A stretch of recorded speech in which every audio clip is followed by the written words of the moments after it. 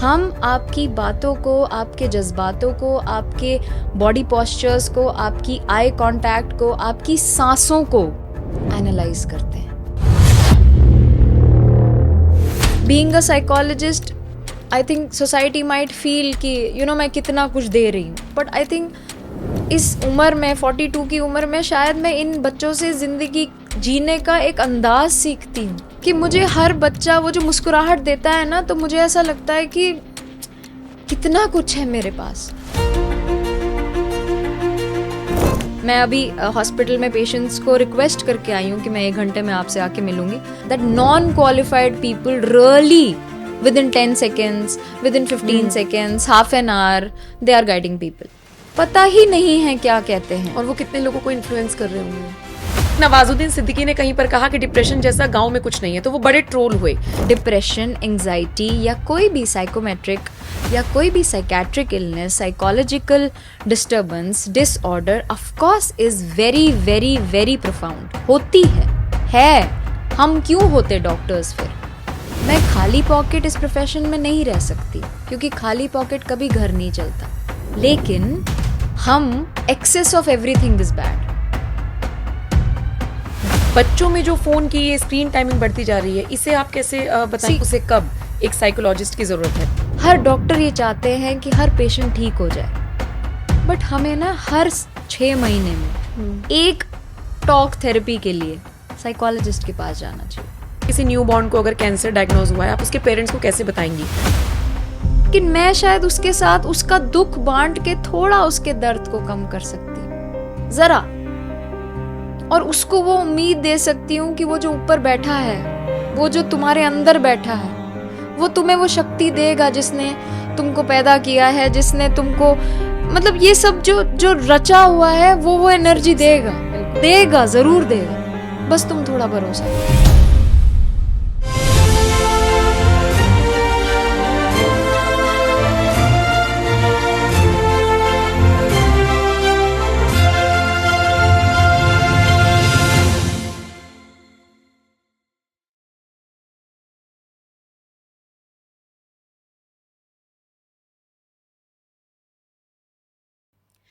नमस्कार, मेरा नाम है नम्रता चौधरी और आप देख रहे हैं एनएमएफ न्यूज. अक्सर हम और आप बीमार पड़ते हैं, दवाई लेने के लिए डॉक्टर के पास जाते हैं, ठीक होते हैं और उसके बाद अपनी जिंदगी में जो भी हम काम कर रहे होते हैं वापस लौट आते हैं. शारीरिक बीमारियों को तो दूर किया जा सकता है, मानसिक बीमारियों का क्या? आज एक्सरे दिमाग का होगा, शरीर का नहीं. आज दिमाग की उन उलझनों को सुलझाने की कोशिश करेंगे जो आपके, मेरे, हम सबके दिमाग में तो है, और फिर वो एट द एंड आपके शरीर पर ही असर डालती है. आज मेरे साथ इस पॉडकास्ट में एक बहुत खास शख्सियत मौजूद है. आप भी स्वागत कीजिए आस्था रैना जी का, जो साइकोलॉजिस्ट हैं, साइको ऑन्कोलॉजिस्ट हैं, कंसल्टेंट हैं, और बहुत सारी उनमें खूबियां हैं, जैसे कि वो कथक डांसर हैं, वो स्पिरिचुअल हैं. और मैं आपको क्यों बता रही हूं ये बात, क्योंकि ये आपको पॉडकास्ट के एंड तक समझ में आ जाएगी कि ये सारी चीजें इंटरकनेक्टेड कैसे हैं. वेलकम मैम, कैसी हैं आप? नमस्कार, थैंक यू सो मच. इतना प्यारा स्टार्ट. आई थिंक शुरुआत बहुत कम होती है कि मानसिक और शारीरिक संबंध बहुत ज़रूरी है. अगर हम मानसिक तनाव में होते हैं, वो शरीर में ज़रूर दिखता है, और शरीर का तनाव मानसिक स्वरूप में ज़रूर दिखता है. और ये इंटरकनेक्टेड है, बिल्कुल कनेक्टेड, बिल्कुल कनेक्टेड. लेकिन मैम, शुरुआत में वैसे इसी सवाल से करूंगी. कुछ लोग ये कहते हैं, क्या ये सच है कि जो साइकोलॉजिस्ट होते हैं वो दवाई नहीं देते हैं, मेडिसिन नहीं देते हैं? बिल्कुल. वो सिर्फ टॉक थेरेपी करते हैं? बिल्कुल. सिर्फ इतना ही होता है?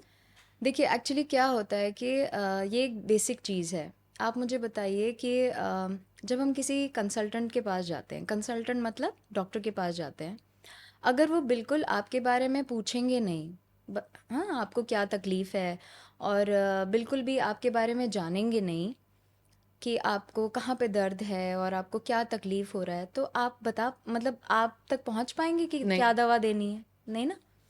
अब जो हमारा दिमाग है, उसमें कितनी सारी चीज़ें हैं. दर्द कहाँ है, आप बताओगे उन्हें? कितने सारे लेवल्स ऑफ माइंड है हमारे, जो आज हमने सोचा, जो 10 साल पहले हमने सोचा. आज हम 30 साल के हैं, लेकिन 30 साल पहले, 15 साल पहले, 10 साल पहले जो हमारे साथ सिचुएशन हुई, उसको पाल के हम आज भी बैठे हैं. ट्रू. तो टॉक थेरेपी इज समथिंग कि हम साइकोलॉजिस्ट कोशिश करते हैं आपको तो लगता है कि हम बात कर रहे हैं, लेकिन हम आपकी बातों को बेसिकली एनालाइज कर रहे होते हैं कि वो कितनी पुरानी है, वो कितनी डीप है। जैसे कि एक छोटा सा एग्जाम्पल देती हूँ आपको कि अक्सर ये कहा जाता है कि अरे साइकोलॉजिस्ट के पास क्या जाना है, मैं अपने दोस्त से बात कर लेता हूँ। और साइकोलॉजिस्ट करता ही क्या है, बातें ही तो करनी है।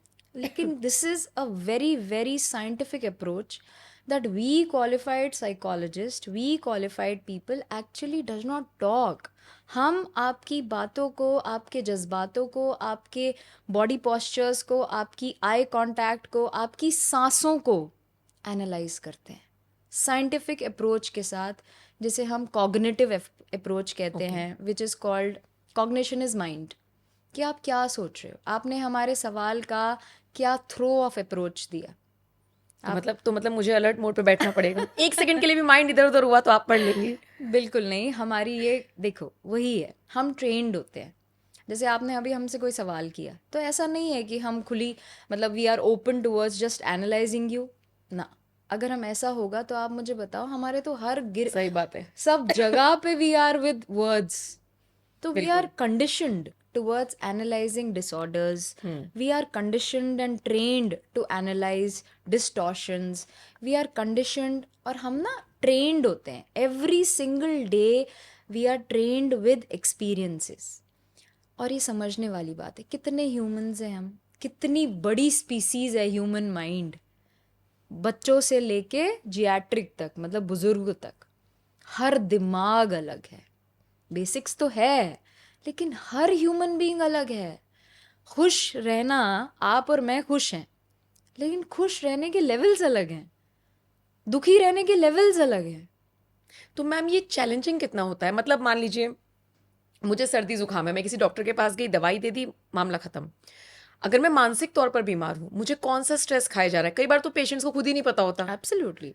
उस केस में कितना चैलेंजिंग होता है आपके लिए, और खुद को कितना स्ट्रांग बनाना पड़ता है जब सामने वाला अपना कुछ दुख बता रहा होता है तो? बिल्कुल बिल्कुल, देखिए वही चीज़ है, इसमें एक्सपीरियंस बहुत काम करता है। और हाँ, ऑफ कोर्स बेसिक्स बहुत चीज़ें होती है। जैसे हमारे यहाँ पे मेंटल असेसमेंट होती है, एक बेसिक जो हम मेंटल स्टेटस एग्जामिनेशन करते हैं। जब हमारे पास पेशेंट आता है तो हमें अपीयरेंस, हमें कम्युनिकेशन, हमें उनकी जो वो जिस तरह से सवालों के जवाब देते हैं, जिस तरह से वो अपनी सिचुएशन के बारे में बताते हैं। बहुत सारे पेशेंट्स हमारे पास ऐसे आते हैं जो खुद चूज़ करते हैं कि हमें साइकोलॉजिस्ट के पास जाना है। बहुत सारे लोग ऐसे होते हैं जो हम ऑब्जर्व करते हैं कि इनको इंटरवेंशन की ज़रूरत है। तो बहुत सारी कैटेगरीज होती है। तो उस सारी चीज़ों में हमारा ऑब्जर्वेशन बहुत मैटर करता है कि क्या लेवल ऑफ क्या लेवल ऑफ एबनॉर्मलिटीज़ है। एबनॉर्मलिटीज़ मेरे कहने का मतलब नहीं है कि डिसेबिलिटी है, पर क्या लेवल ऑफ इंटरवेंशन चाहिए, क्या गैप है, इमोशनल गैप है कि कॉग्निशन गैप है, बायोलॉजिकल है मतलब बॉडी है, या फिर सिर्फ मेंटल गैप है, इमोशनल ब्लॉक है, या फिर कंडीशनिंग है, ट्रॉमा है, कि कोई ऐसी चीज़ है कि फैमिली जेनेटिक्स है। तो बहुत सारी चीज़ें होती हैं। देखिए यहीं पे एक बहुत ज़्यादा इम्पॉर्टेंट एस्पेक्ट है कि क्या मैं बाय चॉइस एक लाइफ कोच बना हूँ, या मैं एक क्वालिफाइड प्रोफेशनल साइकोलॉजिस्ट बना हूँ। आजकल ट्रेंड चल रहा है सोशल मीडिया पे बहुत सालों से कि मैं लाइफ कोच हूँ, पर मैं पढ़ा लिखा लाइफ कोच नहीं। मैं बाय चॉइस लोगों की बात सुन रहा हूँ, उनको स्किल बता रहा हूँ कि तुम ऐसा कर लो, क्योंकि मैंने 2 किताबें पढ़ी हैं।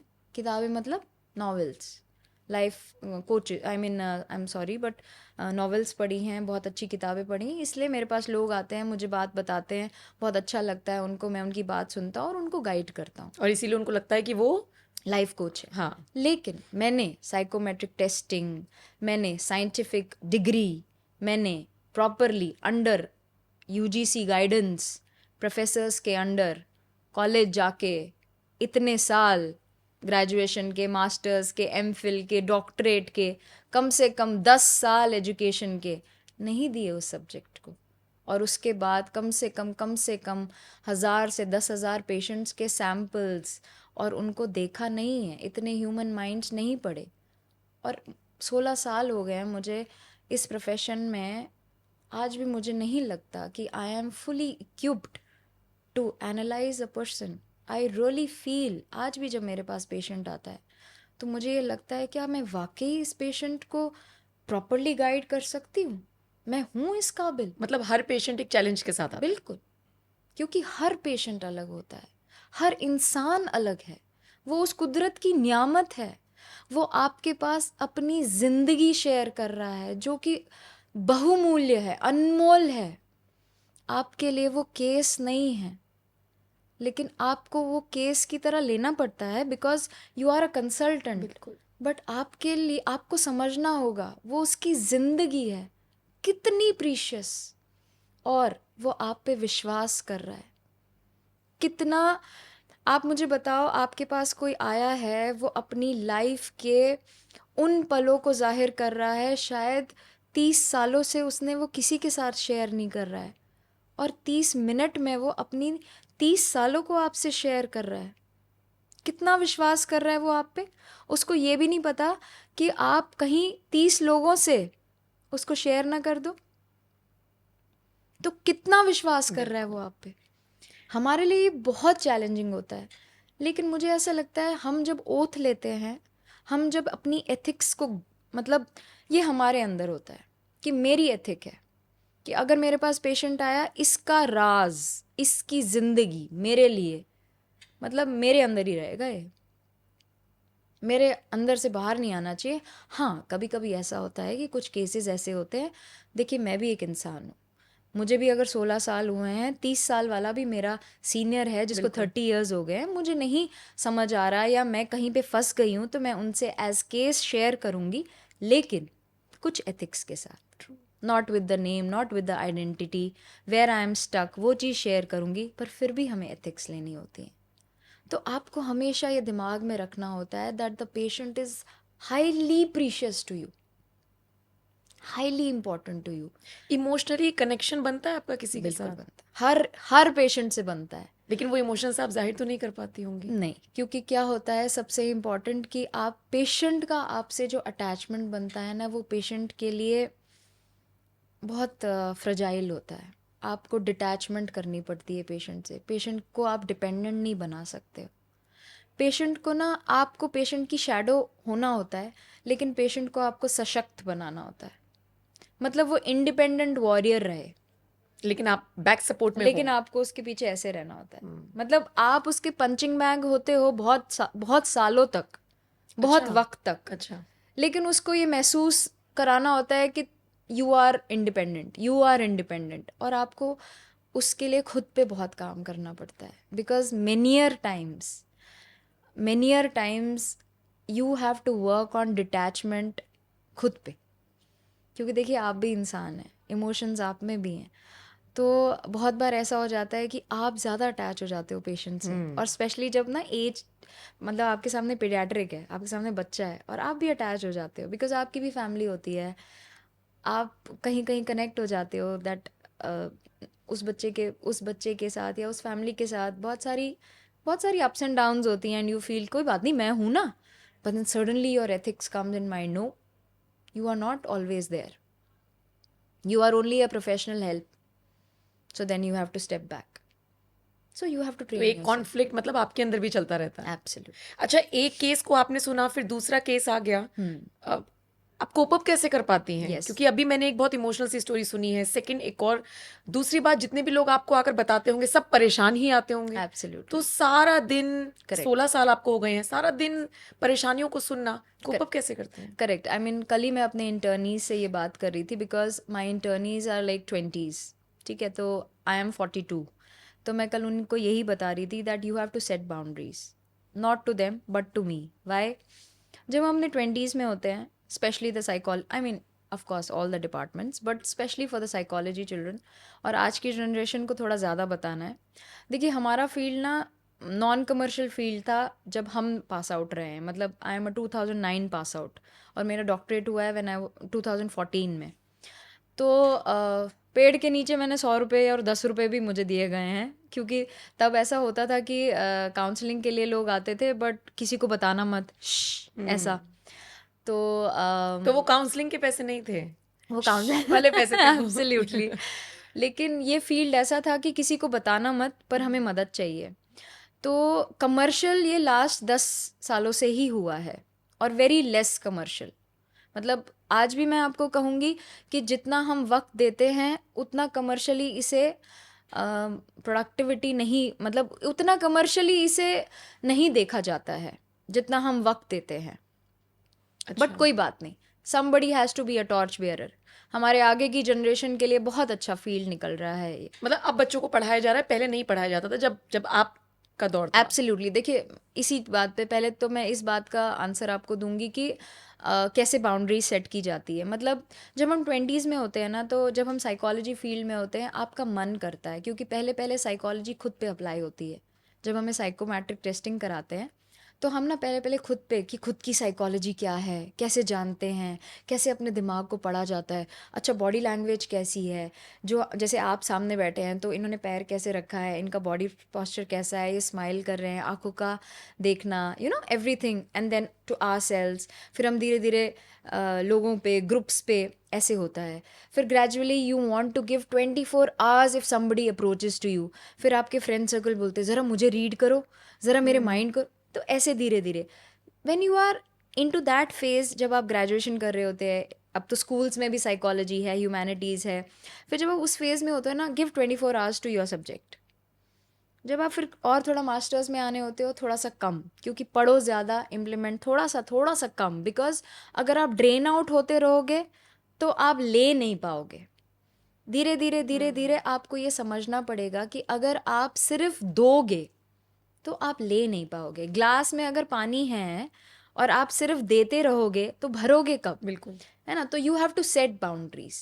अब जैसे कि अब मैं आपको जो इंटर्नीज की बात बता रही थी, तो आई वॉज टेलिंग हम इस वक्त हमेशा तैयार हो, that you have to help and you have to guide in terms. They can't analyse, they can analyse, they can observe, but they can't right now seek patients. मतलब वो patients देख नहीं सकते हैं क्योंकि वो अभी लर्निंग प्रोसेस में है। लेकिन बट वो 24 आवर्स ऑब्जर्व ज़रूर कर सकते हैं, और उन्हें ऑब्जर्व करना होगा। जब तक वो ह्यूमन बिहेवियर को ऑब्जर्व नहीं करेंगे तब तक वो समझ नहीं पाएंगे। जैसे कि मैं आपको कह रही हूँ, हर ह्यूमन डिफरेंट होता है। जब तक वो कम से कम 5-8 साल रोज़ 24 घंटा ह्यूमन बिहेवियर ऑब्जर्व नहीं करेंगे, तब तक उनका माइंड इस कंडीशनिंग में नहीं आएगा कि we have to observe everything, gestures, movements. लेकिन 24 घंटे ऑब्जर्व ही करते रहना, उनकी अपनी जिंदगी पे फर्क नहीं पड़ता इस चीज नहीं से? नहीं, ये कंडीशनिंग बनती है ना, ये कंडीशनिंग बनती है, धीरे धीरे कंडीशनिंग बनती है। ऐसा नहीं है कि देखो, मुझे एक चीज़ बताओ, जब हम स्पोर्ट्स में होते हैं, जब हम बैलेंसिंग सीखते हैं, क्या हम 24 घंटे सिर्फ बैलेंस कर रहे होते हैं? लेकिन हम इंटरवेंशन में जब होते हैं, 8 घंटे 10 घंटे की प्रैक्टिस करते हैं, तो हम बैलेंसिंग सीखते हैं ना। हमें पता होता है बायोलॉजिकली कि हमें कब रेस्ट लेना है, कब हमें प्रैक्टिस करनी है, कब हमें रेस्ट लेना है, ऐसे ही कंडीशनिंग जब बनती है कि हमें ऑब्जर्व करना है। डाइनिंग टेबल बैठे हैं ब्रेकफास्ट करने के लिए, लेट मी ऑब्जर्व कौन कैसे खा रहा है, कौन, डाइनिंग टेबल एथिक्स क्या है। अच्छा, इन सारी चीजों से पता चलता है मैं कैसे बैठी हूँ, मैं कैसे बोल रही हूँ। बिल्कुल, इन सब चीजों से फर्क पड़ता है, बिल्कुल पता चलता है आप जैसे आप बोल रहे हो, तो अब अगर मैं आपको ऑब्जर्व करना चाहूँ कि आपके बैक ऑफ द माइंड क्या चल रहा है, आप क्या बोलना चाह रहे हो, आप प्रेजेंट में हो कि आप पास्ट में हो, आप फ्यूचरिस्टिक हो या आप स्ट्रेस में हो, या आप absolutely you are into your present. तो ये सारी बहुत, आप बर्डन में हो, ये सारी चीज़ें ये कैसे ऑब्जर्व होती है? जब आप अपनी कंडीशनिंग रखोगे। वन फाइन डे तो नहीं आएगा। फिर आप धीरे धीरे बाउंड्रीज सेट करते हो। जैसे अभी हूँ मैं, अगर मैं 8 घंटे पेशेंट देख रही हूँ तो मुझे अब बाउंड्री सेट करनी होगी। क्यों? क्योंकि मैं biologically I am growing. So 8 hours 10 hours का मेरे पास स्लॉट होगा अब कि मैं 8 घंटे 10 घंटे कोर, क्योंकि I am with cancer now. अगर मुझसे cancer is a core illness, मैं उन लोगों के साथ हूँ कि मैं अब चूक नहीं कर सकती।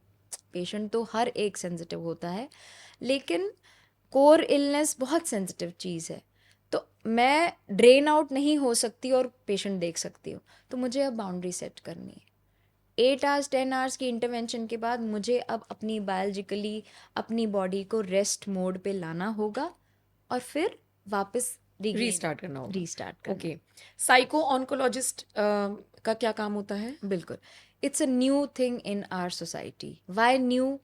हमेशा से ऐसा देखा गया है, और मैं फौजियों को, हमारे देश को जो सुरक्षित रखते हैं, उनको वाकई में प्रणाम, सल्यूट सब करती हूँ.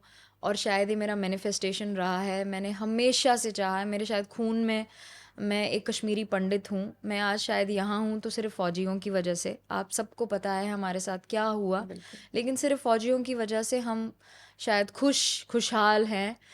तो मैं हमेशा से चाहती थी कि मैं एक फ़ौजी बनूं, पर नहीं बन पाई.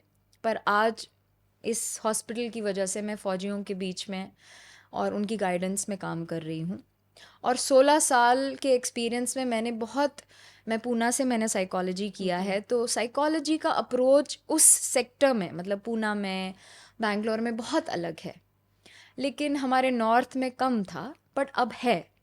पर एडवोकेटिंग साइकोलॉजी रहा है यहाँ पे कि मानसिक स्तर पे एक पेशेंट को ज़रूरी है हमें एक इम्पोर्टेंस देना. सिर्फ दवा देके हम पेशेंट को स्वस्थ नहीं कर सकते हैं.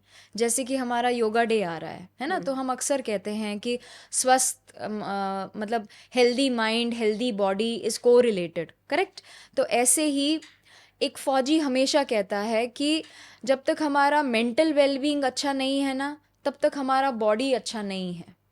तो ये वाइसा वर्सा भी तो हो सकता है, बॉडी अच्छी नहीं है तो माइंड भी बिल्कुल बिल्कुल, आपने बिल्कुल सही कहा. तो साइको ऑन्कोलॉजी वहीं से आती है. ओके. जैसे हमारे कोर इलनेसेस है, फॉर एग्जांपल कैंसर है, डायलिसिस है, और भी हमारी जो चाहे कैंसर को ही लेते हैं, डायलिसिस में बाद में आती हूँ. जैसे हमारा कैंसर है, अब इसमें कैंसर में छोटे बच्चों जो पैदा ही होते हैं, उन बच्चों से लेके जियाट्रिक तक, ये किसी को भी हो सकता है. और आपको जैसे पता है कि ये बहुत लंबा प्रोसेस होता है. बच्चे को भी कैंसर हो सकता है. बिल्कुल, नवजात बच्चों से लेके बड़ों तक किसी को भी कैंसर होता है, कोई भी जेंडर को. ठीक है. The reason is no, I mean reason कुछ भी हो सकता है. Very important thing is that कि ये जर्नी लंबी होती है. Second very important thing is that सिर्फ पेशेंट इन्वॉल्व नहीं होता है, पेशेंट का पूरा परिवार इन्वॉल्व होता है. Third very important thing is that कि पेशेंट के साथ जो इन्वॉल्व होते हैं, जिसे हम केयर गिवर कहते हैं, चाहे वो पेशेंट के माँ बाप हैं, चाहे वो पेशेंट के पार्टनर्स हैं, चाहे वो पेशेंट का भाई बहन है, चाहे वो पेशेंट का रिश्तेदार है, वो इक्वली ही इम्पैक्ट और इफ़ेक्टेड होता है. लेकिन उसे पेशेंट के सामने बहुत एक्टिव और खुश रहना पड़ता है, क्योंकि वो पेशेंट के सामने कैसे दुखी रहेगा.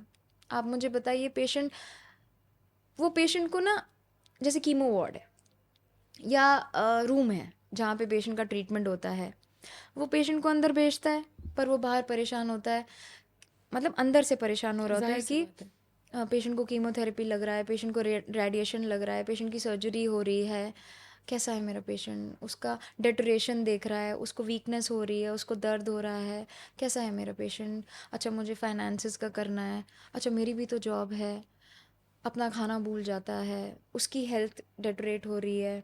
पेशेंट कीमो लेने के बाद, रेडिएशन लेने के बाद जब घर वापस आता है, उसको दर्द हो रही होती है, उसका स्लीप इफ़ेक्ट होता है, लेकिन उसके चिल्लाने पे या दर्द पे कौन उठता है?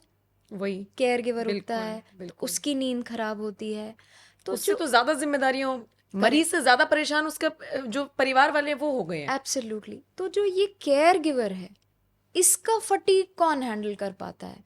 और जो हमारे कंसल्टेंट हैं, जो हमारे डॉक्टर्स हैं, जो हमारे पेशेंट का ख्याल रखते हैं, वो हमारे पेशेंट का डाउट, फियर और डिजीज़ को क्लिनिकली हैंडल करेंगे, या केयर गिवर का फटीग, डाउट और उसका मेंटल वेलबींग को हैंडल करेंगे? क्या करेंगे? तो एक कैंसर पेशेंट के साथ दो इनविजिबल कैटेगरीज ऑफ फियर होता है. तो साइको ऑन्कोलॉजिस्ट वहाँ हमारी मदद करता है. अभी तक हमारे पास ये डिग्री नहीं थी, लेकिन बाय गॉड्स ग्रेस अब हमारी चीज़ें डेवलप होने लगी हैं. And I am really thankful कि मैंने ये कोर्स किया है पूना में, Texas school of mental health से, और एम्स ने भी 2024 में एक कॉन्फ्रेंस किया 3 दिन का, जहाँ पे मैंने पेपर प्रेजेंट किया. और लकीली बहुत अच्छे से, मैं सच में ये विश करूँगी कि ये डिग्री और आगे बढ़े. तो हमें ट्रेन किया गया, क्वालिफाई किया गया, ऑन्कोलॉजी के बारे में पढ़ाया गया। साइकोलॉजी तो हम पढ़े ही थे, लेकिन साइकोलॉजी को ऑन्कोलॉजी में कैसे यूज़ करना है, बिल्कुल कैसे फियर्स को, कैसे डाउट्स को। देखिए, अगर हम साइकोलॉजिस्ट हैं और हमें मतलब कैंसर के बारे में कुछ नहीं पता है, तो हम कैसे फियर डील को कैसे डाउट करेंगे, करेंगे? बिल्कुल हम कैसे उन चीज़ों को केटर करेंगे कि भाई पेशेंट को क्या तकलीफ है और केयर गिवर हमें क्या फेयर पूछ रहा है, क्या डाउट कर रहा है। तो कोई भी साइकोलॉजिस्ट साइको ऑन्कोलॉजिस्ट नहीं बन सकता है। आपके पास एक डिग्री होनी चाहिए, आपको केटर करना है उस केयर गिवर को जो वाकई एक डर के साथ है। बिल्कुल। कई केसेस में तो ऐसा होता है कि पेशेंट खुद कई बार कहता है कि सब ठीक हो जाएगा, कोई दिक्कत नहीं है, और जो एब्सोल्युटली। पेशेंट के रिलेटिव हैं वो परेशान हो रहे थे। मैं किसी डॉक्टर से बात कर रही थी, पता नहीं मैं अगर गलत नहीं हूँ तो अरविंद कुमार त्यागी भी हो सकते हैं, मुझे अभी एग्जैक्टली याद नहीं है। बिल्कुल। तो उन्होंने मुझे बोला कि कोई ऐसा केस आया जिसमें उन्होंने देखा कि परिवार में कौन कौन था। ना तो पेशेंट की वाइफ उन्हें लगा कि एलिजिबल है जिससे बात की जा सके, ना भाई लगा, ना पेरेंट्स लगे, 10 साल का बच्चा था। बिल्कुल बिल्कुल। उसको समझाया गया कि ये कंडीशन है, उसने बोला सर कोई बात नहीं, मैं देखता हूँ कैसे हो सकता है। इसी बात को कंटिन्यू करूंगी कि मैं एम्स से भी जुड़ी हुई हूँ। एनजीओ है हमारा सेंट जूड, जो कि बहुत पुराना एनजीओ है, टाटा मेमोरियल के साथ, एम्स के साथ, और मेरे पास पीडियाट्रिक ऑन्कोलॉजी ही है। और वहाँ पे मैं पीडियाट्रिक ऑन्कोलॉजी के साथ ही जुड़ी हुई हूँ, और हमारे पास वहाँ न्यू बॉर्न से लेके 14 साल के बच्चे ही हैं। और मैं आपको क्या बताऊं, जैसे कि मैं आपको हमेशा कहती हूँ कि मैं कुछ नहीं देती, मैं लेती ही हूँ इन बच्चों से इतनी होप, मैं आपको बता नहीं सकती। मतलब being a psychologist, I think society might feel कि मैं कितना कुछ दे रही हूँ, बट आई थिंक इस उम्र में, 42 की उम्र में, शायद मैं इन बच्चों से ज़िंदगी जीने का एक अंदाज सीखती हूँ। कि मुझे हर बच्चा वो जो मुस्कुराहट देता है ना, तो मुझे ऐसा लगता है कि कितना कुछ है मेरे पास।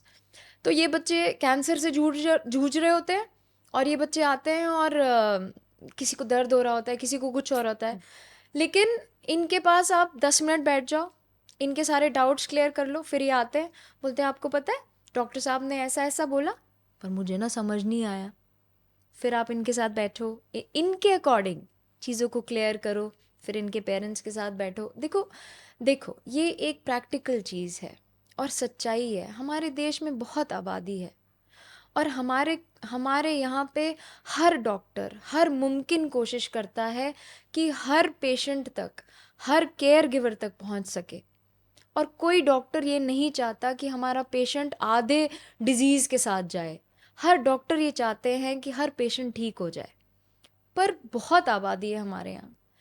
तो हमारे पेरेंट्स, हमारे पेशेंट्स बहुत डाउट्स और फेयर्स के साथ होते हैं। मतलब इतना भी डाउट और फेयर होता है कि हम जो खा रहे हैं, क्या हम सही खा रहे हैं, हाँ, छोटी छोटी चीजों पे लोगों को है डाउट है, ना? बिल्कुल। तो जब हम साइकोलॉजिस्ट, जो कि हम, और मैं इस चीज़ में बहुत मतलब गर्व महसूस करती हूँ कि जब मेरे पास पेशेंट आता है ना, मतलब जब मेरे पास पेरेंट्स को भेजा जाता है, या जब मेरे पास केयर गिवर्स को भेजा जाता है कि, और फिर वो आके मैं एक साइकोलॉजिस्ट हूँ, लेकिन अगर मेरे पास केयर गिवर्स ये बोलते हैं ना कि मैम हमारा हमारा बच्चा ना खा नहीं रहा है, और मैं धीरे धीरे शेयर करती हूँ कि अच्छा ज़रा बीट रूट को क्रश करें अगर, और उसको चावल में डाल दें, और उसको थोड़ा सा मैश करके ज़रा प्यारा सा पुलाव बना दें, और उसने वो खाया होता है, और वो बच्चा खुश होता है, और उसका फिर थोड़ा सा हीमोग्लोबिन बढ़ जाता है। कसम से आपको कहती हूँ, मुझे ऐसा लगता है जैसे मुझे पता नहीं क्या अवार्ड मिल गया, वो प्रेसिडेंट्स अवार्ड, जब मैं नेक्स्ट वीक जाती हूँ। तो क्या हो गया, मैं साइकोलॉजिस्ट हूँ और मेरे को मुझे मेरा केयर गिवर मुझसे ये कह रहा है कि न्यूट्रिशन डिस्कस कर रहा है, सही बात है, लेकिन एटलीस्ट उसे वो प्लेटफॉर्म तो मिल रहा बिल्कुल। है कि वो शेयर कर पा रहा है। रादर वो इसी कंफ्यूजन में है कि हाय मैं अपने बच्चे को क्या दूं खाने के लिए, किससे बात करूं, कोई मुझे ये ना सोचे कि मैं अच्छी मदर हूं भी या नहीं हूं, मुझे नहीं पता। गिल्ट में रह जाए। हाँ, और हमको ये पता है, हमें ये कॉन्फिडेंटली, हाँ, पर मैं आपको ये ज़रूर कहूँगी कि हर वो इंसान ये रिस्क ना ले अगर वो क्वालिफाइड नहीं है। पर सोशल मीडिया पे तो यही सब चल रहा है मैम। एब्सोल्युटली। तो 15 सेकंड की रील में हमें सब बता दिया जा रहा है। इसीलिए आई थिंक मैं सबसे रिक्वेस्ट करती हूँ, और मैं ये कहती हूँ, और आई थिंक मैंने भी शुरू कर दिया है, और शायद आज तभी मैं आपके प्लेटफॉर्म पे हूँ, कि हम डॉक्टर्स को ना इन्फ्लुएंसर बनना पड़ा। मैं अभी हॉस्पिटल में पेशेंट्स को रिक्वेस्ट करके आई हूँ कि मैं 1 घंटे में आपसे आके मिलूंगी, लेकिन हमें इन्फ्लुएंसर बनना पड़ा, क्योंकि हमने भी ये चीज़ देखा that non qualified people really within 10 seconds, within 15 seconds, half an hour, they are guiding people. पता ही नहीं है क्या कहते हैं और वो कितने लोगों को इन्फ्लुएंस कर रहे होंगे। क्यों। मैम आप ये चीज़ मानती हैं कि ये जो डिप्रेशन, एंजाइटी या ये जो सारी चीज़ें, अकेलापन, ये सब शहरों में ज़्यादा है, गाँव में कम है? क्योंकि नवाजुद्दीन सिद्दीकी ने कहीं पर कहा कि डिप्रेशन जैसा गाँव में कुछ नहीं है, तो वो बड़े ट्रोल हुए। लेकिन मैं ये चीज़ फ़ील करती हूँ कि जैसे हम गाँव जाते हैं, मतलब हम डिप्रेशन आप शहर में डिस्कस कर सकते हैं, गाँव में तो आपको पागल कह देंगे सीधा कि अरे ऐसा कुछ नहीं होता है। और ये आज की स्थिति भी है मैम। तो आपको लगता है शहरों में लोग ज़्यादा लोनलीनेस के शिकार हैं? देखो मुझे आप एक चीज़ बताओ, फ़ोन क्या है? आई मीन फ़ोन अच्छी चीज़ है कि बुरी चीज़ है? एक ही सिक्के के दोनों पहलू हैं। एब्सोल्युटली, तो खुद ही जवाब दे दिया आपने। डिप्रेशन या अच्छा स्ट्रेस को ले लेते हैं, मैं डिप्रेशन एंजाइटी तक जाती ही नहीं। स्ट्रेस क्या है? मानसिक दबाव, वो किसी भी चीज का हो सकता है। घर में चूल्हे पर के लिए लकड़ी नहीं मिल रही है तो उसका भी दबाव ही है, और स्ट्रेस ही चूल्हे है। चूल्हे तक हम जाएं क्यों? जैसे गैस है ना, या कोई भी चीज़ है। अभी हाँ आप और मैं बैठे हुए हैं, ठीक है, अगर मैं यहाँ आ रही थी, मेरा अगर 1 बजे का टाइम है, अगर मुझे 1:05 भी हो जाता तो भी मेरे दिमाग में एक छोटा सा एक वो इनवाइब आता, हाय मैं लेट ना हो जाऊं, बिल्कुल। which is good. Amount of stress to perform better is always good. But if I would take it कि हाय राम मैं लेट हो गई, हाय राम अब क्या होगा, हाय राम मुझे तो मतलब I don't want to be late, you know what, this is not good, I want to be very perfect on time, वो क्या कहेगी, ऐसे नहीं होता, don't you feel it is going to actually create mess? True. Number 1. ठीक है। Number 2, grass is greener on the other side. कहने का मतलब है, जो कि मैंने आपको पहले भी मतलब I mentioned that psychology is a non commercial platform, specially when we started. आज के टाइम में नहीं। आज के टाइम में क्यों नहीं?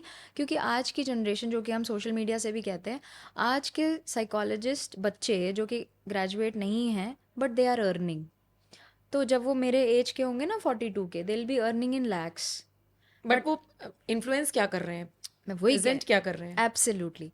तो वो एक्चुअली उनको स्ट्रेस हो जाएगा, पर मुझे स्ट्रेस नहीं होगा।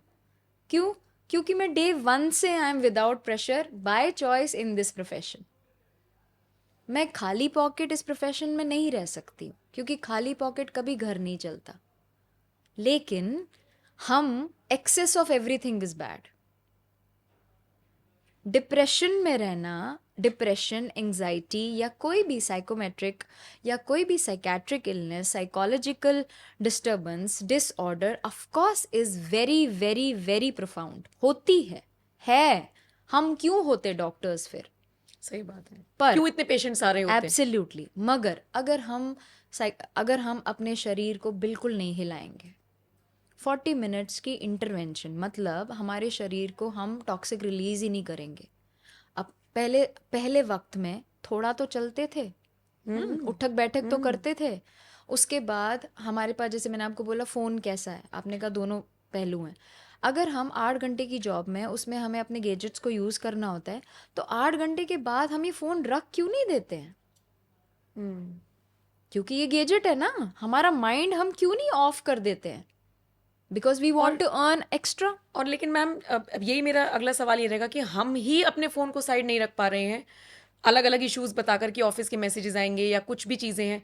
बच्चों में जो फ़ोन की ये स्क्रीन टाइमिंग बढ़ती जा रही है, इसे आप कैसे बताएंगे? See, it's a quote, you have the power to protect your peace. ये सच है। जैसे हम सुबह उठते हैं, अगर हमें, बहुत बायोलॉजिकल एस्पेक्ट है, अगर हमें प्रेशर नहीं आएगा टू रिलीज आवर बाउल, तो आपको लगता है वॉशरूम जाओगे? सच कहना। नहीं नहीं, बिल्कुल नहीं। अगर मैं आज पूछूं ना कि आप कैसे, हम सब ऑडियंस में पूछूं कि हम सब कैसे नहाते हैं, कसम खा रही हूँ कोई नहीं बता पाएगा। And it's a basic need. तो इमोशंस की तो बात ही छोड़ दो आप, क्योंकि हम बात ही नहीं इन बेसिक नीड्स पे करना चाहते हैं। Parents don't want to sit with children without any target. मतलब बच्चों के साथ बैठना, पेरेंट्स के साथ बैठना, मतलब पेरेंट्स अपने पेरेंट्स के साथ बैठना, ये मतलब ख़त्म ही हो गया है क्राइटेरिया। पेरेंट्स को अगर अपने पेरेंट्स के साथ बैठना है, या बैंक डिटेल्स के लिए, या आपको क्या प्रॉब्लम है, क्या लाना है बता दो, सब्जी है कि नहीं है, मतलब there should be any issue और टारगेट। सिंपली आप बैठे हो जैसे बैठते थे, कोई बात नहीं करना, just making feel that I am there, you are there. और कोई भी रैंडम टॉपिक उठाकर बात करना शुरू कर सकते हैं, नहीं करते। फालतू में हंसना, फालतू में रोना तो again coming up to depression. अगर आप और मैं बैठे हैं और हम कोई बात कर रहे हैं और मेरे आंसू गिर जाएं, ऐसा तो खत्म ही हो गया है। तो लोगों ने मैम क्राइटेरिया सेट कर दिया ना, आदमी है तो रो ही नहीं सकता, उसके लिए तो बेचारे के लिए कोई ऑप्शन ही नहीं है। और जो महिलाएं भी रो रही हैं, अगर मेरी ऑफिस में किसी से लड़ाई हो जाए और मैं रो दी तो मतलब ये कमजोर है, ये रोई बिल्कुल क्यों? वीक। तो क्यों ऐसे कनेक्शन बनाए गए? See again I am telling you, we have the power to protect our peace. हम क्यों इन्फ्लुएंस होते हैं? Why can't we stand alone to protect our peace? अगर हमें कोई कह रहा है कि आप वीक हो, क्या हमने अपने आप को कंडीशन नहीं किया कि तुम्हारे कहने पे मैं वीक नहीं हूं? हाँ, अगर मुझे लगता है मैं वीक हूं, let me visit a psychologist, let me seek help कि मैं वीक क्यों हूँ। जैसे साइकोलॉजी इज़, जब हमें देखो, जब हमारे दांत में, जो कि आपने इंट्रोड्यूस किया विच इज़ वेरी करेक्ट, जब हमारे दांत में दर्द होता है हम डेंटिस्ट के पास जाते हैं, हमें फीवर होता है हम फिजिशियन के पास जाते हैं। अगर हमें ब्लॉक्ड महसूस होता है, अगर हमें ये लगता है कि मुझे I am not able to take decisions, या you know what, there is something जो कि मुझे रोके हुए है, या फिर मेरे मतलब समथिंग इज़ वियर्ड, मैं हमेशा भारी महसूस कर रहा हूँ, तो हमें क्यों नहीं फटाफट क्लिक होता यार दिमाग, क्योंकि हम एजुकेटेड हैं यार, दिमाग को जो समझे या ह्यूमन बिहेवियर को समझे उसको तो साइकोलॉजिस्ट कहा जाता है ना। तो मैं बिना इनिबिशन के लिए क्यों नहीं साइकोलॉजिस्ट को विजिट करता? एज कैजुअल क्यों नहीं है? Very easy. Again another thing, हर एक कॉर्पोरेट में, आई थिंक सारी ऑडियंस सुने, और specially HR department and operations, हर एक कॉर्पोरेट में ग्रीवियंस डिपार्टमेंट होता है। आजकल सब लोग पॉश की बात करते हैं एंड एवरीबडी सेज कि ग्रीवियंस डिपार्टमेंट में we listen to our employees, we analyse employees. ज़रा मुझे बताएं किस साइकोलॉजिस्ट को हायर किया है आपने, और कैसे आप ह्यूमन माइंड को एनालाइज करते हैं? नहीं करते हैं। जहां हम ये नहीं करते, किसी लॉयर, नॉन लॉयर को बिठाइए, ज़रा किसी नॉन लॉयर को बिठाइए लीगल अथॉरिटी में, क्योंकि अभी तक चल रहा है तो चला रहे हैं, लेकिन अब नहीं चलेगा। ह्यूमन माइंड को एनालाइज करने के लिए आपको साइकोलॉजिस्ट चाहिए। मुझे कैसे पता चलेगा, या किसी इंसान को कैसे पता चलेगा उसे कब एक साइकोलॉजिस्ट की ज़रूरत है? बहुत सारे ऐसे एग्जाम्पल्स हैं। अचानक से लोगों का बाइपोलर डिसऑर्डर जिसे हम कहते हैं, अचानक से मूड सही हो गया, अचानक से मूड बदल गया, स्विंग हो गया। एक एक पीरियड ऑफ टाइम पर तो हम ले सकते हैं कि चलो ये प्रॉब्लम है तो हो सकता है, लेकिन अमूमन लोगों को दिक्कत होती है। देखो कभी भी मूड अच्छा हो गया, हाँ। कभी भी मूड खराब हो गया, उसे कब पता चलेगा आपके पास आना है? देखो बच्चे, ये तो आपने बहुत एक्सट्रीम बात कही। बाइपोलर तो of course it's a psychiatric disorder, ये तो बहुत इंटेंस चीज़ है। मैं तो ये कह रही हूँ कि जैसे हम स्कूल जा रहे हैं ना, हम नर्सरी में हैं, पहले हम क्या लेते हैं, अब तो हम खैर 9 महीने के बच्चे को भी स्कूल में डाल देते हैं, बट हमें ना हर 6 महीने में एक टॉक थेरेपी के लिए साइकोलॉजिस्ट के पास जाना चाहिए, जो प्रोफेशनल हो कंप्लीट, वो जो दोस्त वगैरह से काम नहीं चलेगा। No, professional degree holder, family चाहे, फैमिली बैठे, जहाँ पे देखो, जब हम फैमिली काउंसलिंग कराते हैं, देखो इसको एक और चीज बताऊंगी, हम ना पूरे वेस्टर्नाइज हुए हैं, ना हम पूरे अपने माइथोलॉजिकल बीच में हम। अगर हम माइथोलॉजिकल रहे ना, तो मैं हमेशा से मानती हूँ कि अगर हम कान्हा जी को माने ना, तो कान्हा जी हमारे सबसे बड़े साइकोलॉजिस्ट हैं। क्यों? क्योंकि अगर हम गुरु शिष्य परंपरा को माने, तो गुरु जब शिष्यों को पढ़ाते थे तो वो एनालाइज करते थे। क्या कि शिक्षा तो देते थे, पर तुम्हारा माइंडसेट क्या है उसके अकॉर्डिंग तुम्हें ज्ञान दिया जाता था। करेक्ट? वो टीचिंग आज नहीं हो पाती है। क्यों? क्योंकि पेरेंट्स का इंटरवीन रहता है। पेरेंट्स बताते हैं टीचर्स को कि आप कैसे पढ़ाओ। मतलब आज टीचर नहीं पेरेंट को बच्चों को पढ़ाती है, पेरेंट्स टीचर्स को गाइड करते हैं, फिर टीचर बेचारी बच्चों को पढ़ा रही होती है। This is a fact of life. अब मैं क्या बता रही हूँ कि ना हम पूरी तरह वेस्टर्नाइज हो पाए। क्यों? क्योंकि वेस्टर्न कल्चर में it is very very crystal clear. क्या? बच्चा पैदा होता है, बच्चे को इंडिपेंडेंटली 3 दिन, अगर बच्चा जब पैदा हुआ इंडिपेंडेंट, मतलब उसे पेरेंट्स का बॉडी वार्मथ दिया जाता है, बॉडी वार्मथ दिया जाता है, और उसके बाद उसे इंडिपेंडेंट काउच में सुलाया जाता है कि now you are an individual. दूध दिया जा फॉर्मूला मिल्क दिया जाता है, और अगर मदर्स मिल्क है वो भी दिया जाता है, लेकिन अच्छे से फीडर में ही।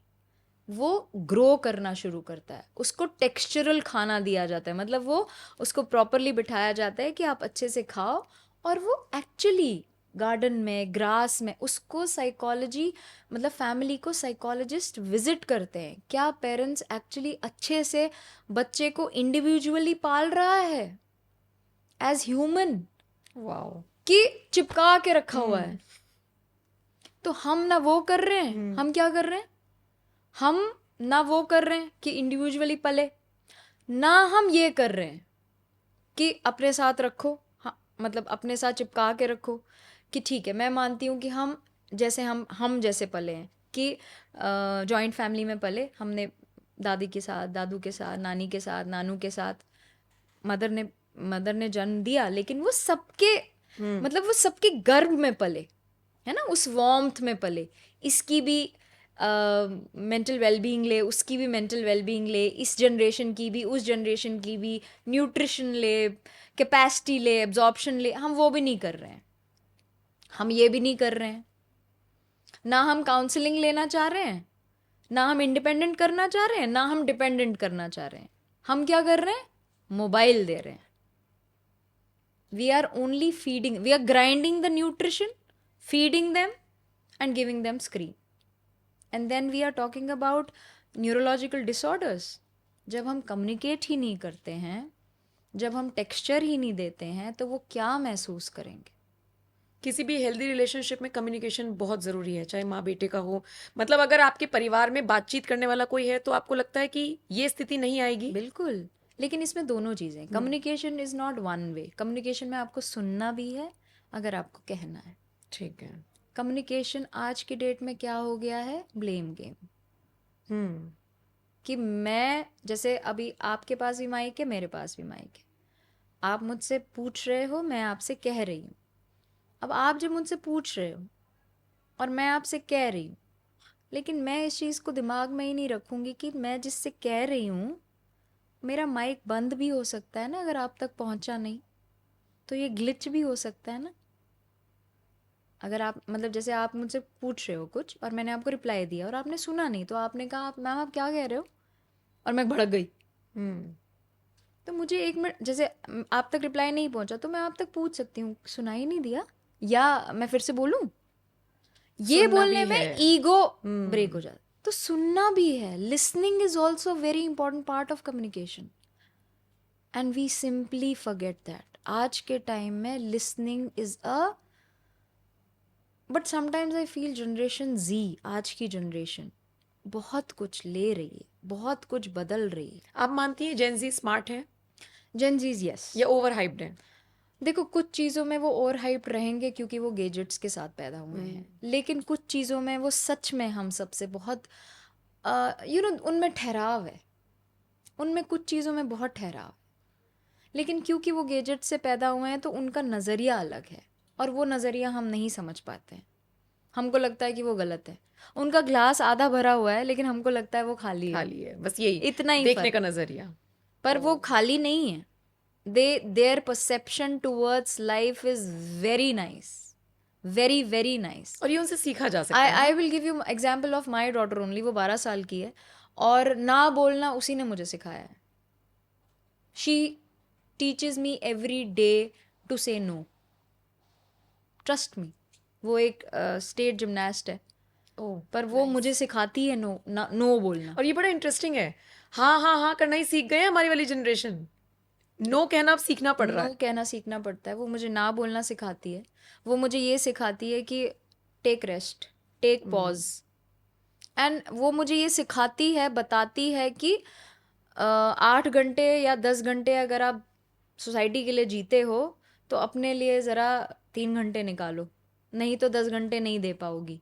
और इतने स्मार्ट वे में कि शायद मैं प्रोफेशनल होके भी ना सीख पाऊँ कभी।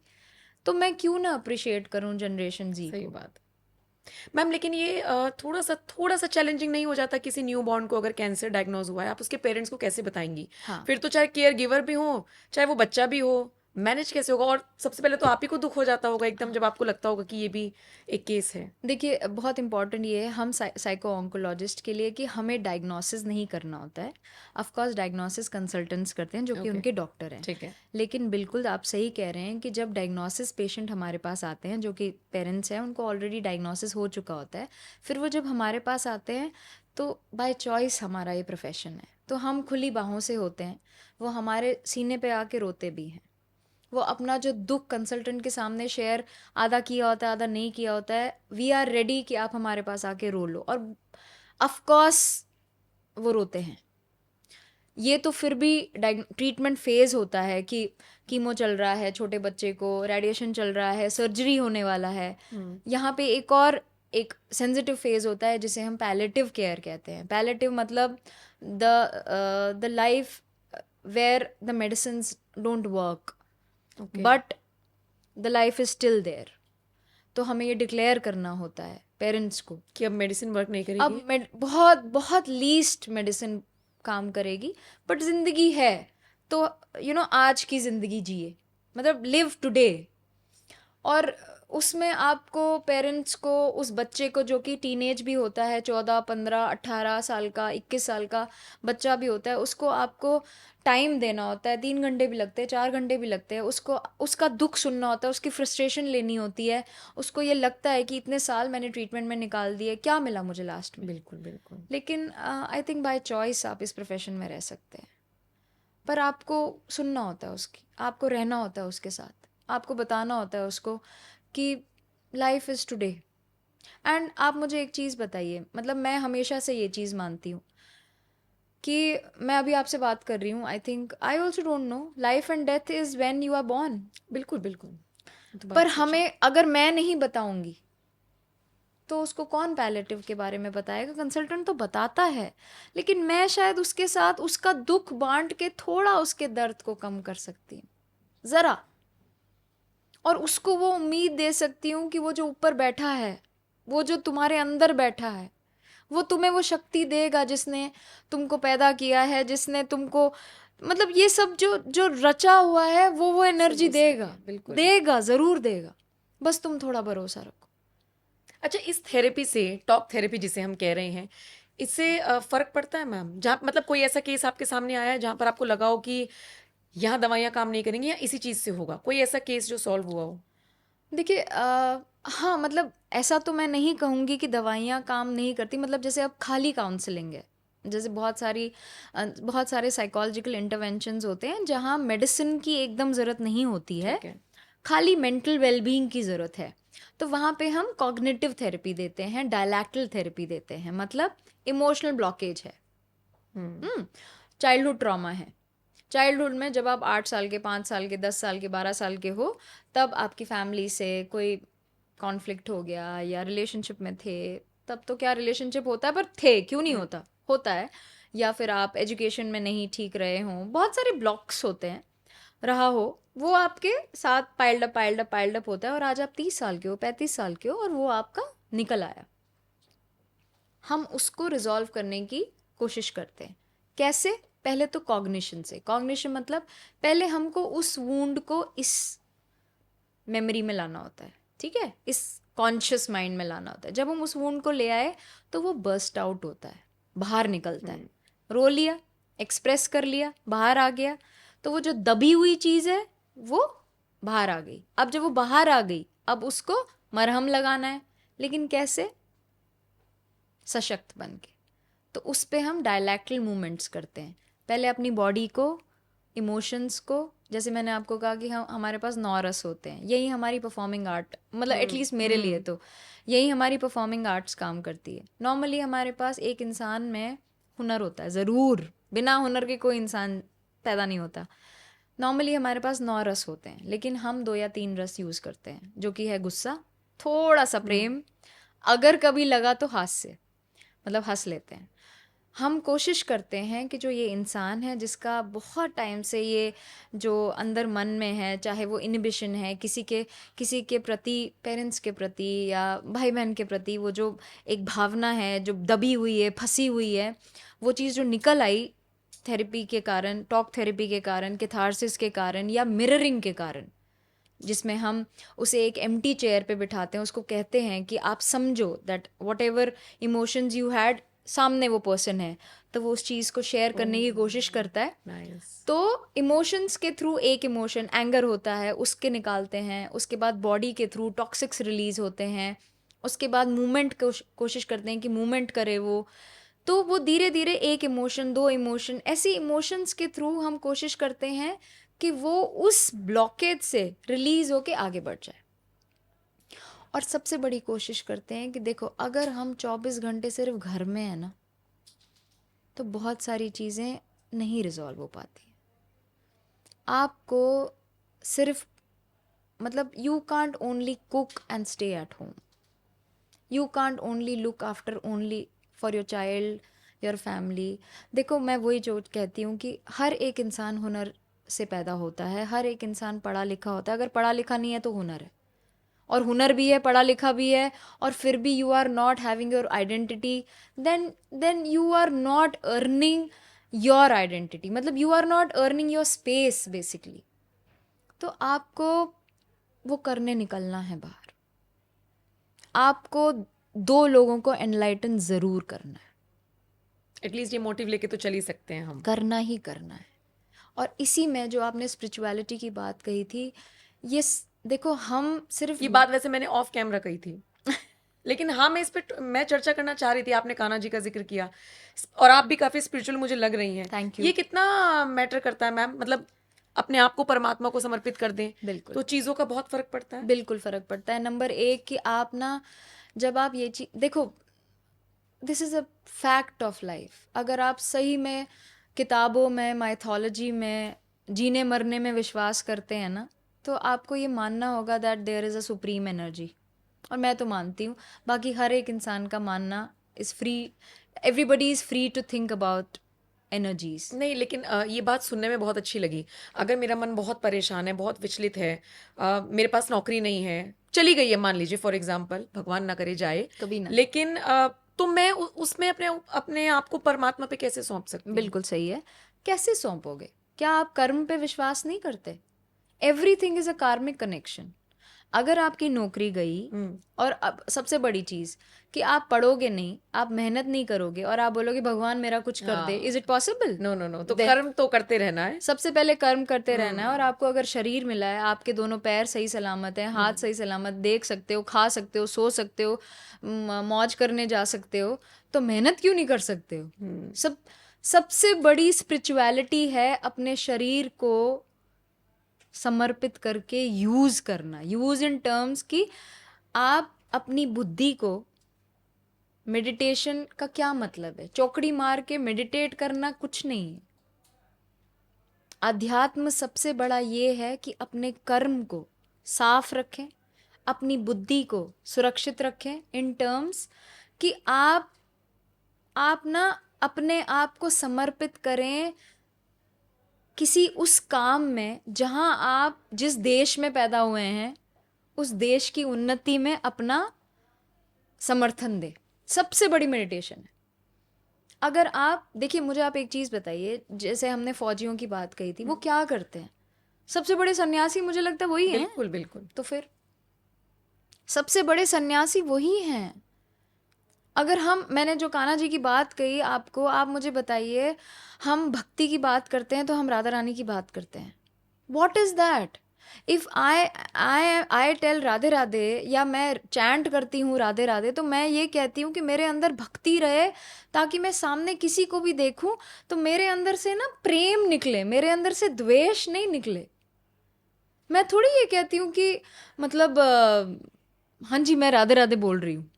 मैं ये मतलब शो ऑफ नहीं करना है, internal that you know I just want to spread love, भक्ति।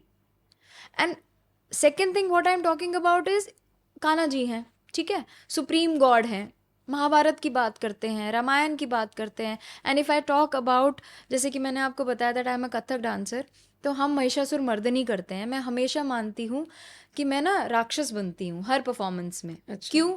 क्योंकि मैं ये मानती हूँ, चाहे वो रावण है जो कि बहुत बहुत ज्ञानी थे, चाहे वो महिषासुर है, इतनी तपस्या की उन्होंने, क्यों? ताकि वो सुप्रीम गॉड से मर सके, मतलब उनका देह सुप्रीम गॉड से मरे, चाहे नाम खराब हो जाए। तो उस तपस्या में कोई कुछ सरेंडरेंस नहीं थी। उस तपस्या को करने के लिए उन्होंने कितने जन्म लिए, उन्होंने कितनी सैक्रिफाइस की। तो कहने का मतलब है कि आप कोई भी समर्पण करो, लेकिन जो आपको अल्टीमेट चीज चाहिए उसके लिए आपको कर्म करना सही है। बात है। हाँ, सो ये बात नथिंग इज गुड और bad, thinking makes it so. आज अगर हम डॉक्टर्स हैं, आप हमसे कुछ सवाल कर रहे हैं, आप अपने प्रोफेशन में प्रोफाउंड हैं, हम अपने प्रोफेशन में प्रोफाउंड हैं, लेकिन अगर देखा जाए ना, हम सब सिर्फ कर्म कर रहे हैं, सिर्फ कर्म कर रहे हैं। चाहे पेशेंट हैं, चाहे डॉक्टर्स हैं, चाहे गाड़ी चला रहे हैं, चाहे कुछ भी कर रहे हैं। यार मेरे को तो कभी कभी लगता है, छोटी सी चींटी से लेके बड़ी सी वेल देख लो आप, वेल तो मतलब वेल की हड्डियां तक उन, मतलब वेल जब मर जाती है उसके बाद कुछ कीटाणु पैदा होते हैं जो उनकी हड्डियों पे डिपेंडेंट होते हैं। Just imagine. तो हम तो क्या हैं? अच्छा, जैसे आपने कथक का जिक्र किया, ये जो कला है भारत की, या जिस तरीके से हमारे तो जहन में एकदम रची बसी है जब से हम देखते आ रहे हैं, ये कितना इफेक्ट करती है इन सारी चीज़ों पर, आपकी लाइफ में भी और पेशेंट की लाइफ में भी? बिल्कुल, जैसे मैं हमेशा कहती हूँ कि हुनर के बगैर कोई नहीं पैदा होता, एंड दिस इज ट्रू। ये बात सच है वैसे? बिल्कुल बिल्कुल सच है। आप आज ही करके देखना, अब जब वापस जाओगे एक बार या तो कलर और वाइट पेपर उठाना, या म्यूजिक चलाना और गा के देख लेना, या गाना चलाना और खुद को एकदम फ्री होके अपने बॉडी को मूव करना, देखना जरूर कुछ ना कुछ निकलेगा। ये तो हुआ परफॉर्मिंग आर्ट्स। और कुछ नहीं निकला तो रिलैक्स तो मिलेगा ही। बिल्कुल, और ये तो हुआ परफॉर्मिंग आर्ट्स, नहीं तो कुछ खेल, नहीं तो I think driving is also one of the arts, जो मुझे ऐसा लगता है। उसके बाद खेल तो हैं ही अलग अलग। पर देखिए, परफॉर्मिंग आर्ट से क्या होता है, आप ना deep down you get connected to your spirit. जैसे मैंने आपको इमोशंस की बात बताई, क्योंकि मैं एक कथक डांसर हूँ तो मैं बहुत ज़्यादा मानती हूँ कि हमारी body is very much connected to spirit. मतलब जब मैं पेशेंट को देखती हूँ तो मैं उसकी बॉडी लैंग्वेज को जब रीड करने जाती हूँ तो मैं एकदम इस चीज़ से कनेक्ट हो जाती हूँ कि मुझे इनकी बॉडी में मूवमेंट चाहिए। मतलब अगर पेशेंट ऐसे बैठा है या बात कर रहा है तो मैं कोशिश करती हूँ कि उनकी बॉडी को मैं सीधा करूँ, उनकी बॉडी में कितनी फ्लेक्सिबिलिटी है, उनके सामने भी थोड़ा सा कलर्स को लाऊं, उनको थोड़ा सा पॉस्चर्स के बारे में, ताकि उनको इंटरेस्ट आए टू लिव द मोमेंट। जब द मोमेंट थोड़ा सा इंटरेस्ट आया, आज के लिए कल भी आएगा, परसों भी आएगा, लेकिन ये तब तक नहीं आ सकता ना अगर मेरे में रंग नहीं है। और कला आप में रंग लाती है, कला आप में रंग लाती है। और जो आपने सबसे पहले मुझसे पूछा था, how do we cope up, तो कला एक, आई थिंक कला gives me that chance to cope up.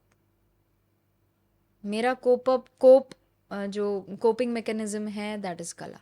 Wow. I love driving and singing, I love dancing, and the most important thing is, बचपन से जब भी मैं डांस करती थी, आई वॉज परफॉर्मिंग आर्टिस्ट। मुझे ना हमेशा लगता, तब मुझे नहीं पता था डांस थेरेपी भी कुछ होता है, पर मुझे लगता था मेरे डांस को कोई देखे और ठीक हो जाए। और मैम, ये होता है? होता है, yes, there are many.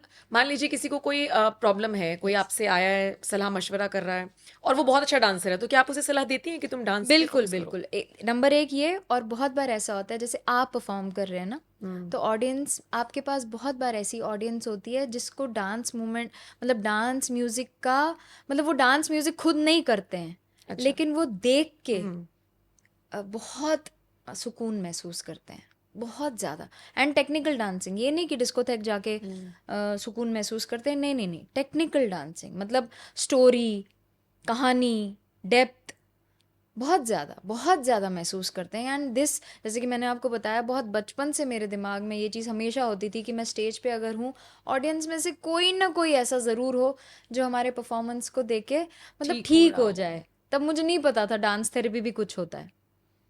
But I have absolutely witnessed this. आपने रंगों का जिक्र किया मैम, हम जो पहनते हैं या जितनी कलरफुल हम चीज़ों को ऑप्ट करते हैं, क्या ये भी हमारा बिहेवियर दिखाता है? बिल्कुल। जैसे मुझे कलरफुल चीज़ें बहुत पसंद है, चाहे वो मेरा ड्रेसिंग सेंस हो या कोई भी चीज़ मुझे कलरफुल बहुत अच्छी है। मेरे साथ और भी लोग हैं जिनको ग्रेइश, ब्लैक, थोड़ा और डल कलर, बेज कलर, ये सब उनको पसंद आते हैं। क्या इससे ह्यूमन बिहेवियर पता चलता है? बिल्कुल पता चलता है। और सबसे बड़ी चीज़ पता चलती है कि जैसे आपको अगर कलरफुल पसंद है, क्योंकि आप लोगों से मिलना पसंद करते हैं। आप अगर वैसे कलर्स नहीं पहनोगे तो आप अपने आप को एनर्जेटिक कैसे महसूस करोगे? हम डॉक्टर्स को वाइट कोट क्यों पहनाते हैं? अगर हम साइकोलॉजिकली इस चीज़ को देखें तो white is what? White absorbs, it's a combination of VIBGYOR ना। तो सारे कलर्स इसमें जुड़े हुए हैं ना, तो we have to have that unbiased behaviour. तो ब्लैक बेचारे को बोला जाता है हाय हाय, लेकिन black is a colour of royalty, oh, है ना। तो ऐसे ही तो इट बट फिर भी अब जैसे हमने तो बोला, लेकिन शायद अगेन किसी के लिए ये अलग चीज भी हो सकता है। हाँ, मतलब मैंने कलर थेरेपी के बारे में सुना है। जिस दिन आप yes. ऑफ हैं सबसे ज्यादा, जिस दिन आपका सबसे ज्यादा मूड खराब है, या फिर लड़कियां जो पीरियड्स के 3-4 दिन जिसमें वो सबसे ज्यादा डल रहती हैं, यार क्या पहने, क्या बाल बनाए, उस दिन सबसे ज्यादा खिलो, अच्छे कपड़े पहनो। तो ये मैं समझना चाह रही थी कि कलर थेरेपी वर्क्स। बिल्कुल इट वर्क्स। एंड क्योंकि आपने पीरियड्स की बात की, अब मुझे एक और चीज़ बताओ। आप देखो हमारी सोसाइटी आजकल, हम कितना मेनोपॉज के बारे में बात करते हैं ना, क्या एंड्रोपॉज के बारे में कोई बात करता है? And you know there is andropause. क्या male and any other gender में प्यूबर्टी नहीं होता? प्यूबर्टी तो होता है, प्यूबर्टी तो मैंने पढ़ा है, लेकिन हमें कभी ये सब पढ़ाया भी नहीं गया। ना पढ़ाया गया, ना हम वर्बल होते हैं। अगर प्यूबर्टी होता है और मेनोपॉज होता है, तो क्या मेल या कोई और जेंडर में पॉज नहीं लगता होगा? तो सोचने वाली बात होती है। हम ना बेसिक, मैं आपको कह रही हूँ ना, ज़रा ऑडियंस से पूछते हैं और मैं कहती हूँ ज़रा कमेंट कीजिए, नहाते कैसे हो आप? कोई डिस्क्राइब नहीं करेगा कि मैं अपने आप को क्लेमेटाइज करता हूँ या क्लेमेटाइज करती हूँ, पानी डालती हूँ, अच्छे से फिर वॉश करती हूँ। तो इमोशंस के बारे में कौन बात करेगा? कोई नहीं। बट मैं कहती हूँ अगर सच में अपने आप को हेल्दी बनाना चाहते हो ना, हर 6 महीने में फैमिली के साथ जनरल टॉक के लिए, अपने आप को रिफ्रेश करने के लिए एक साइकोलॉजिस्ट को विजिट करो। एनालिसिस मत कराओ, लेकिन विजिट करो, अपने आप को रिफ्रेश करो।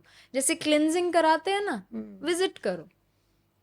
अगर मतलब अब तो कह रहे हमारी सोसाइटी में बहुत फ़र्क आया है, पर एक छोटी सी चीज़ है, अगर कोई मेल या कोई भी जेंडर पेडिक्योर कराने जाता है ना, तो उसको 10 दोस्त मेंटल टॉर्चर कर देते हैं, तू क्या पेडिक्योर कराएं? क्यों भाई? वो अपने शरीर का ध्यान नहीं रख सकता। बहुत दूर नहीं जाते हैं मैम, अगर जो मेल एंकर्स हैं हमारे प्रोफेशन में, उनको अगर अपनी आईब्रो ठीक करानी है तो फिर देखिए हम कैसे उनके, खुद ही हम लोग इसी सोसाइटी में पले बड़े हैं, तो हम लोग भी कहते हैं अच्छा यहाँ भी ये भी चल रहा है, क्या करें। तो इसलिए ये मनोविज्ञान, मतलब this is actually psychology. Technically देखो, टेक्निकली आपके पास, I know, I mean you are into that field जहाँ आपको टेक्निकली बहुत सारे साइकोलॉजिस्ट मिल जाएंगे जो आपको टेक्निकली बहुत सारी एस्पेक्ट्स देंगे, डिप्रेशन पे, एंग्जाइटी पे, बाइपोलर पे, सिजोफ्रेनिया पे। And to be very frank, of course मैं भी दे सकती हूँ और मैं देना भी चाहूँगी, लेकिन मैं ना बहुत ज़्यादा कोर जाना चाहती हूँ। मैं बहुत ज़्यादा इस चीज़ को दुनिया में ये लाना चाहती हूँ कि psychology is more deeper than text books. बहुत ज़्यादा डीप है टेक्स्ट बुक से। मुझे लगता है कि इस पॉडकास्ट में हमने बहुत सारे टॉपिक्स कवर करने की कोशिश की होगी। वैसे मैम मुझे लगता है कि क्रिमिनल्स की जो साइकोलॉजी होती है, लेकिन उस पर मुझे लगता है कि हम अलग से सेगमेंट करेंगे, क्योंकि आज मैम के पास, जैसा कि उन्होंने शुरुआत में बताया कि 1 घंटा वो लेकर आई है पेशेंट से, तो मैं फ्री कर देती हूँ आपको। नहीं तो क्रिमिनल्स की साइकोलॉजी पे हम डिस्कस करेंगे, और सुहानी शाह जैसे जो मेंटलिस्ट हैं वो कैसे माइंड रीड करते हैं, इस पर हम नेक्स्ट सेशन करेंगे, ऐसी मुझे उम्मीद तो है। बाकी बहुत बहुत शुक्रिया मैम, आप स्टूडियो में आई। बहुत बहुत शुक्रिया, थैंक यू सो मच। और आपके सवालों के लिए मैं हमेशा तैयार रहूंगी। राधे राधे। बिल्कुल मैम। बाकी ये पॉडकास्ट आपको कैसा लगा, कितना इन्फॉर्मेटिव लगा, और कौन कौन से सवाल आपको लगता है कि बचे हैं? मुझे भी पता है मेरे बहुत सारे सवाल बचे हैं, लेकिन आपके जहन में कौन कौन से सवाल थे, कमेंट सेक्शन में छोड़िएगा। नेक्स्ट सेशन में पक्का उन सवालों को लूंगी। बहुत बहुत शुक्रिया, थैंक यू मैम।